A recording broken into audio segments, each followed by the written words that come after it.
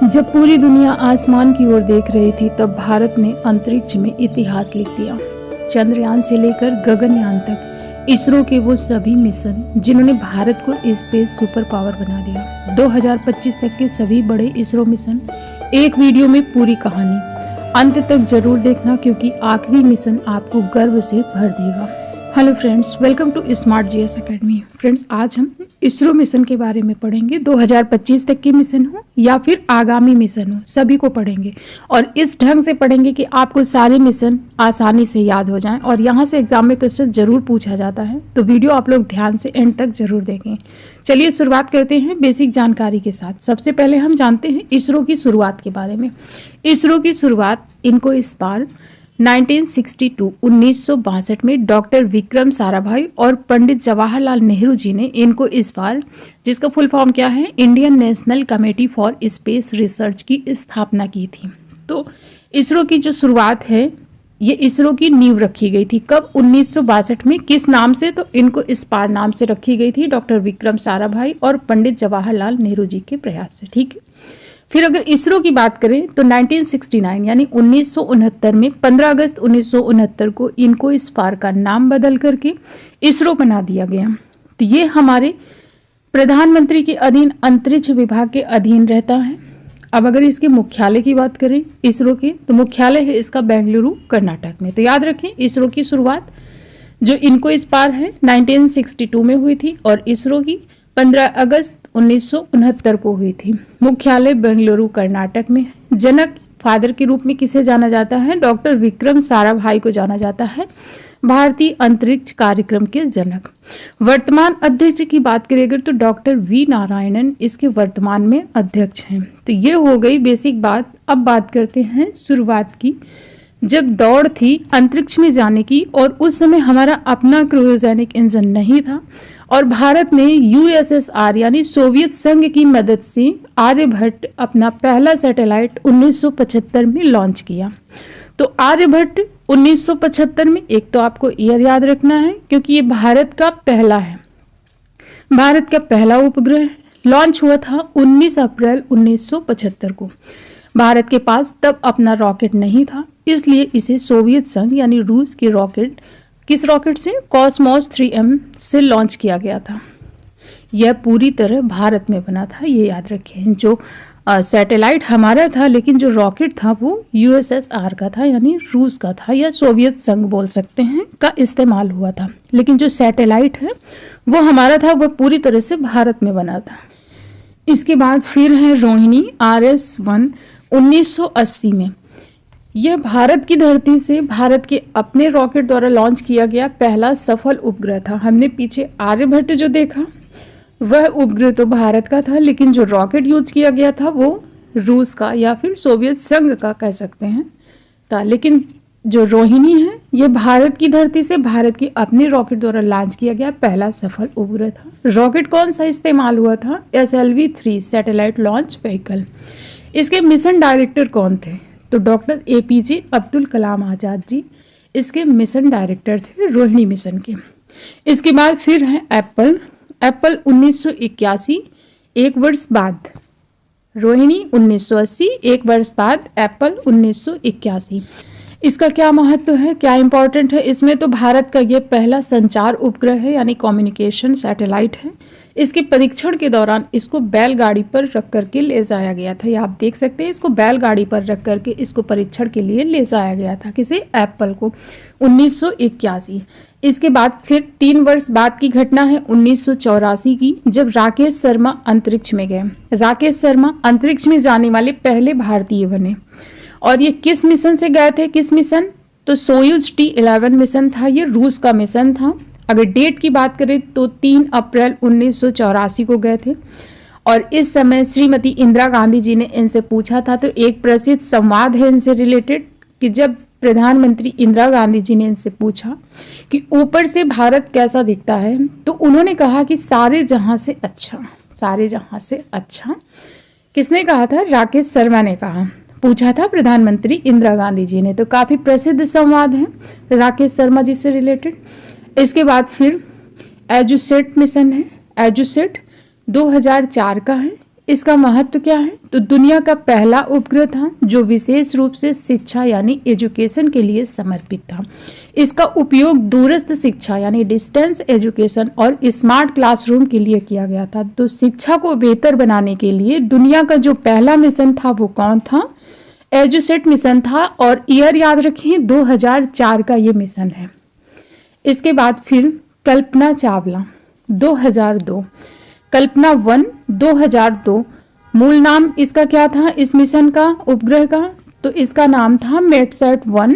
मौसम उपग्रह था ये, हमारे मौसम की जानकारी देने वाला उपग्रह था। कौन सा? मेटसैट 1।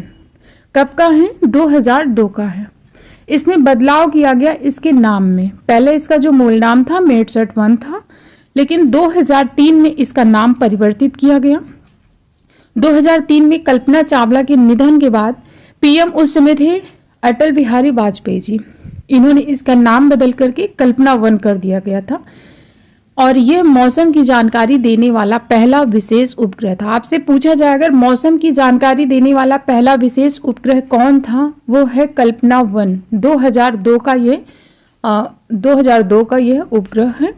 और भारत की पहली यानी भारतीय मूल की पहली अमेरिका की नासा की तरफ से गई थी कल्पना चावला अंतरिक्ष में। कल्पना चावला, इनकी मृत्यु हो जाती है तब अटल बिहारी वाजपेयी जी 2003 में इस मिशन का नाम परिवर्तित करके कल्पना 1 मिशन कर देते हैं।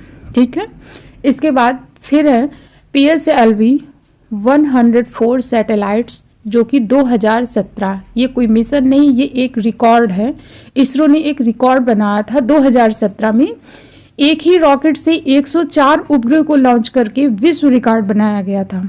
महत्व क्या है इसका? तो इसमें भारत के सिर्फ 3 थे। इसमें जो भारत के उपग्रह थे सिर्फ 3 थे, बाकी जो 101 थे वो विदेशी थे और ज़्यादातर अमेरिका के थे। तो यह रिकॉर्ड बनाया था भारत ने, इसरो ने बनाया था 2017 में। लेकिन बाद में फिर इस रिकॉर्ड को तोड़ दिया था एलन मस्क की कंपनी स्पेस एक्स ने, और इसने 143 सैटेलाइट्स लॉन्च करके यह रिकॉर्ड तोड़ दिया था। लेकिन सबसे पहले ये रिकॉर्ड किसने बनाया था 104 उपग्रह लॉन्च करने का? तो इसरो ने बनाया था 2017 में। ठीक है। इसके बाद फिर है चंद्रयान 3 मून मिशन। इसकी लॉन्च तिथि क्या है? 14 जुलाई 2023 लॉन्च तिथि है, और लैंडिंग तिथि है 23 अगस्त 2023। दोनों तिथि याद रखें, दोनों से क्वेश्चन पूछे गए हैं, पूछे भी जाएंगे। लॉन्च तिथि है 14 जुलाई 2023, लैंडिंग तिथि है 23 अगस्त 2023, और इस दिन को राष्ट्रीय अंतरिक्ष दिवस घोषित किया गया है। 23 अगस्त को राष्ट्रीय अंतरिक्ष दिवस घोषित किया गया है। क्यों? क्योंकि इसी दिन चंद्रयान 3 ने लैंड किया था, तो लैंडिंग तिथि के अवसर को ही घोषित किया गया है। रॉकेट कौन सा यूज हुआ था? तो LVM-3M4 रॉकेट से लॉन्च किया गया था, और इसे ही बाहुबली या फिर फैट बॉय रॉकेट भी कहते हैं। स्थान श्रीहरिकोटा सतीश धवन अंतरिक्ष केंद्र। मुख्य उपलब्धि की बात करेंगे तो भारत के दक्षिणी ध्रुव पर यानी साउथ पोल पर उतरने वाला दुनिया का पहला देश बना है भारत। चंद्रमा पर उतरने वाला कुल 4था देश है। अगर आपसे पूछा जाए चंद्रमा पर पहुंचने वाला भारत कौन सा देश बना है, तो 4था देश बना है। लेकिन जब दक्षिणी ध्रुव यानी साउथ पोल की बात करेगा तो वहां पर पहला बना है। साउथ पोल पर पहुंचने वाला भारत पहला देश बना है, और इससे क्वेश्चन पूछे गए हैं। अभी हाल ही में जो जुलाई 2025 में यूपी RO का एग्जाम हुआ था, उसमें भी पूछा गया था कि भारत चंद्रमा पर पहुंचने वाला कौन सा देश बना है, तो 4था बना है, और साउथ पोल पर पूछेगा तो पहला हो जाएगा। अगर महत्वपूर्ण घटक की बात करें तो इसमें जो लैंडर था उसका नाम था विक्रम, रोवर का नाम था प्रज्ञान। जो रोवर प्रज्ञान था वो 6 पहियों वाला एक रोबोट था। जो लैंडिंग साइट थी जहाँ पर लैंड हुआ था उसका नाम बाद में शिव शक्ति पॉइंट रख दिया गया था, और ये एग्जाम की दृष्टि से मोस्ट इम्पॉर्टेंट है। साइंस और टेक के बहुत क्वेश्चन इस समय पूछे जा रहे हैं, तो आप लोग ध्यान से पूरा वीडियो जरूर देखें। इसकी PDF आपको टेलीग्राम में मिल जाएगी, आप ज्वाइन कर लीजिए, वहाँ PDF मिल जाएगी, वहाँ से आप रिवीजन कर सकते हैं। इसके बाद फिर है अगला मिशन आदित्य L1 सौर मिशन। ये लॉन्च हुआ था 2 सितंबर 2023 को आंध्र प्रदेश के श्रीहरिकोटा स्थित सतीश धवन अंतरिक्ष केंद्र से PSLV C57 द्वारा इसको लॉन्च किया गया था। उद्देश्य क्या है इसको लॉन्च करने का? तो सूर्य की सबसे बाहरी परत जो होती है जिसे क्या कहते हैं? कोरोना कहते हैं, और सौर तूफानों का अध्ययन करना। स्थान जो है लैग्रेंज पॉइंट यानी L1। अवधारणा की बात करें अगर तो L1 वह बिंदु है जहां सूर्य और पृथ्वी का गुरुत्वाकर्षण यानी ग्रेविटी संतुलित हो जाता है और यहाँ ईंधन कम लगता है और उपग्रह बिना किसी रुकावट के 24/7 सूर्य को देख सकता है। तो याद रखिए आदित्य L1 2 सितंबर 2023 को इसे लॉन्च किया गया था और किससे लॉन्च किया गया था? PSLV C57 द्वारा। इसके बाद फिर है Mangalyaan mission. Mangalyaan mission launch तिथि इसकी है 5 नवंबर 2013 को आंध्र प्रदेश के श्रीहरिकोटा से PSLV C25 रॉकेट के जरिए इसको लॉन्च किया गया था। मंगलयान 24 सितंबर 2014 को मंगल की कक्षा में पहुंचा और भारत अपने पहले ही प्रयास में मंगल ग्रह पर पहुंचने वाला पहला देश बन जाता है। इसका मुख्य उद्देश्य है मंगल की सतह की विशेषताओं और वहां के वातावरण मीथेन गैस जो कि जीवन का संकेत है उसकी खोज करना। ये हो गया मंगलयान मिशन। इसके बाद फिर आगामी मिशन की बात करें अगर तो गगनयान मिशन है। गगनयान मिशन मानव अंतरिक्ष उड़ान भारत का सबसे महत्वाकांक्षी मिशन है। इंसानों को अंतरिक्ष में भेजना इसका उद्देश्य है। लक्ष्य क्या है? तो 3 अंतरिक्ष यात्रियों को 3 दिन के लिए लो अर्थ ऑर्बिट यानी 400 किलोमीटर की ऊंचाई पर भेजना और सुरक्षित वापस लाना, ये इसका उद्देश्य है, लक्ष्य है। अब अगर ताज़ा अपडेट की बात करें, ये तो पहले का लक्ष्य हो गया। अब जो अभी की करंट की ताज़ा अपडेट है दिसंबर 2025 की, उसके संदर्भ में बात करें तो अब ये कहा जा रहा है कि पहले इसे मानव रहित परीक्षण किया जाएगा। मानव रहित परीक्षण यानी पहला मानव रहित मिशन होगा जिसमें व्योम मित्र कौन है? एक महिला रोबोट है जिसका नाम है व्योम मित्र। इसको भेजा जाएगा पहले जनवरी 2026 की शुरुआत में इसको भेजा जाएगा और फिर उसके बाद फिर मानव को 2027 में भेजा जाएगा। तो पहले रोबोट को भेज करके परीक्षण किया जाएगा, सफल रहता है तो फिर 2027 में मानव को भेजा जाएगा।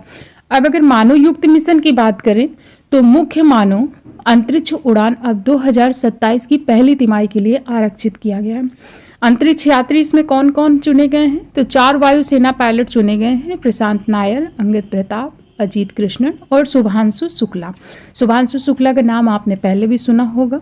शुभांशु शुक्ला जो कि नासा के एक्सियोम 4 मिशन के तहत अंतरिक्ष में जाकर के वापस आए हैं अभी, तो वही है शुभांशु शुक्ला, इन्हें ही चुना गया है गगनयान मिशन के लिए भी। शुभांशु शुक्ला ने हाल ही में एक्सियोम 4 मिशन के जरिए अंतर्राष्ट्रीय अंतरिक्ष स्टेशन यानी ISS की यात्रा की है। नासा के संयुक्त मिशन था, ये नासा के साथ संयुक्त मिशन था एक्सियोम 4। इसके बाद अगला मिशन है एक्सपोसैट एक्सरे पॉलीमीटर सैटेलाइट। इसे लॉन्च किया गया 1 जनवरी 2024 को।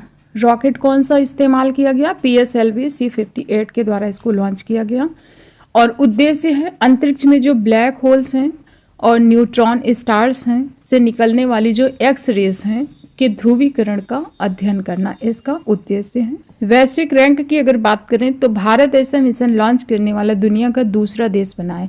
यानी इसके पहले किसने लॉन्च किया है? तो नासा ने लॉन्च किया है जो अमेरिका की एजेंसी है, और भारत दूसरा देश बना है ऐसा मिशन लॉन्च करने वाला। इसके बाद फिर अगला मिशन है निसार। निसार नासा और इसरो का संयुक्त मिशन है, नासा और इसरो का, ठीक है।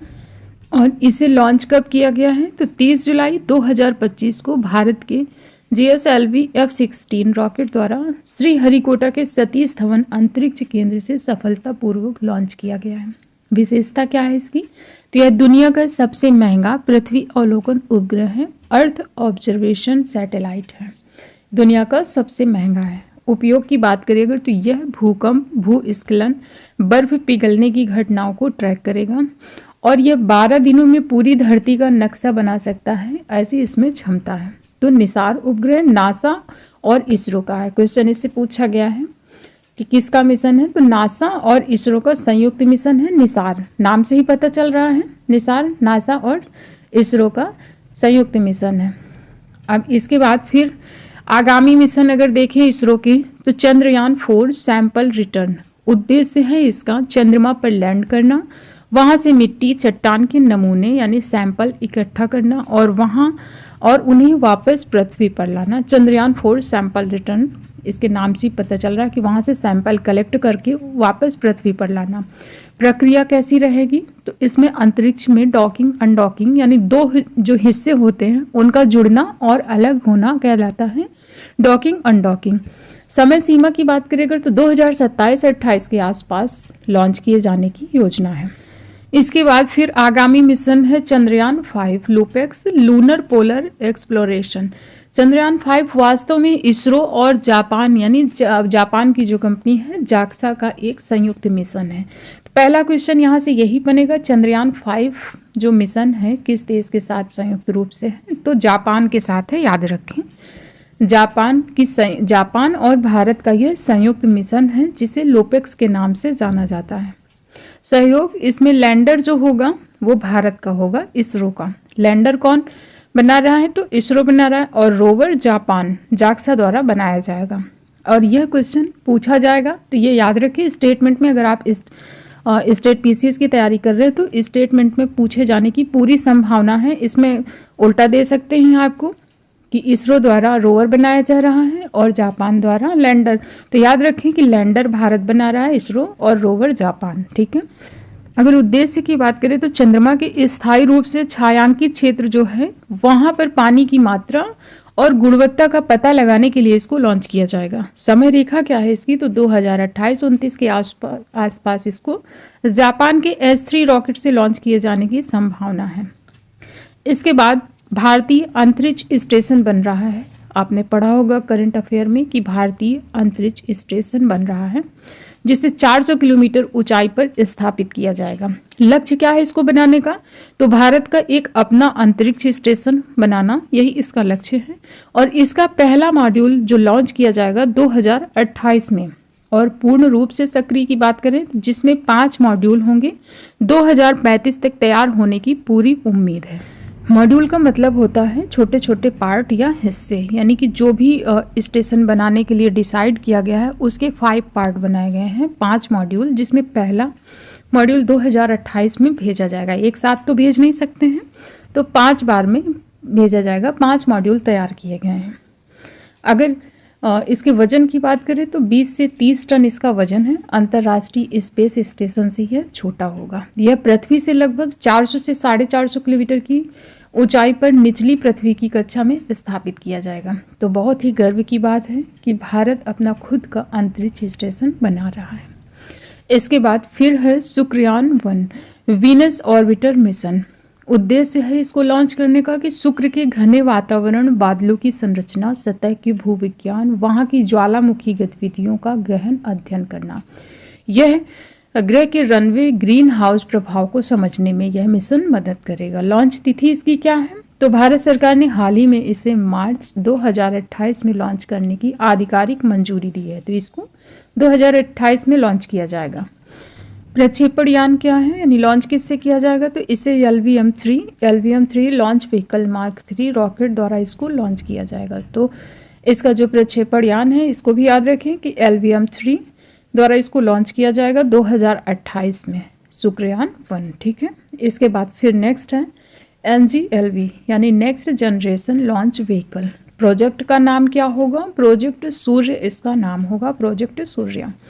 उद्देश्य क्या होगा, तो PSLV और LVM-3 के बाद इसरो अब इसे पुनः प्रयोज्य रॉकेट बना रहा है। एलन मस्क की स्पेस एक्स की तरह ही अब इसरो भी इसे पुनः प्रयोज्य रॉकेट बना रहा है। भारत के आगामी भारतीय अंतरिक्ष स्टेशन के निर्माण और 2040 तक चंद्रमा पर मानव भेजने के लक्ष्यों को पूरा करने के लिए यह प्राथमिक रॉकेट होगा। ये तो हो गए इसरो की मिशन। इसके बाद जो इसरो का रॉकेट है, ये रॉकेट का विकास कैसे हुआ, कौन कौन से रॉकेट हैं इनको देखते हैं। तो पहला है SLV-3 सैटेलाइट लॉन्च व्हीकल 3, और ये 1980 के दशक में इसको विकसित किया गया था। ये छोटा था, केवल 40 kg 40 किलोग्राम ही ले जा सकता था। इसके बाद फिर 1990 के दशक में PSLV यानी पोलर सैटेलाइट लॉन्च व्हीकल को बनाया गया, जिसमें यह 1990 के दशक में आया और सबसे सफल रहा। इसे इसरो का वर्क हॉर्स कहते हैं। चंद्रयान 1 हो या मंगलयान हो, इसी से गए थे। तो याद रखिए इसरो का वर्क हॉर्स किसे कहते हैं, PSLV को कहते हैं। ये 1990 के दशक में आया है। इसके बाद फिर JSLV आया, GSLV यह भारी उपग्रह के लिए है, इसमें एक क्रायोजेनिक इंजन लगा होता है। इसके बाद फिर है LVM-3 लॉन्च व्हीकल मार्क 3, सबसे नया और सबसे भारी रॉकेट चंद्रयान 3 और गगनयान के लिए यही है LVM-3। ठीक है, तो ये हो गया रॉकेट का विकास। अब नोट लगा करके एक चीज़ याद रखें जो करंट से रिलेटेड है कि भारतीय जमीन से सबसे भारी लॉन्च 2 नवंबर 2025 को इसरो ने CMS-3 यानी GSAT-7R उपग्रह लॉन्च किया, जिसका वजन है 4410 kg और ये भारत की धरती से यानी श्रीहरिकोटा से और भारतीय रॉकेट LVM-3 द्वारा लॉन्च किया गया अब तक का सबसे भारी उपग्रह है। तो क्वेश्चन करंट का है, पूछा जा सकता है, पूरी संभावना है पूछने की, तो इस चीज़ को आप लोग याद रखें। अब इसका अगर आपको रिवीजन करना है तो डिस्क्रिप्शन में टेलीग्राम का लिंक है, वहाँ से आप लोग टेलीग्राम ग्रुप ज्वाइन कर लीजिए, वहाँ दूसरे दिन PDF डाल दी जाती है।